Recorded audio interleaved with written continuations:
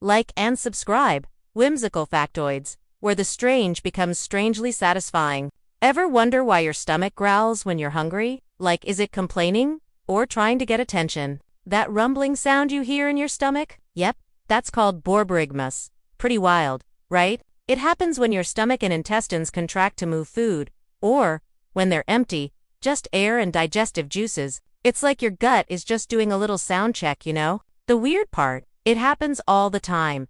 Not just when you're hungry, but we only notice when the stomach's empty and echoing like a cave. So yeah, your stomach's not yelling at you. It's just so lively. Curious why? Hit like and subscribe for more whimsical factoids.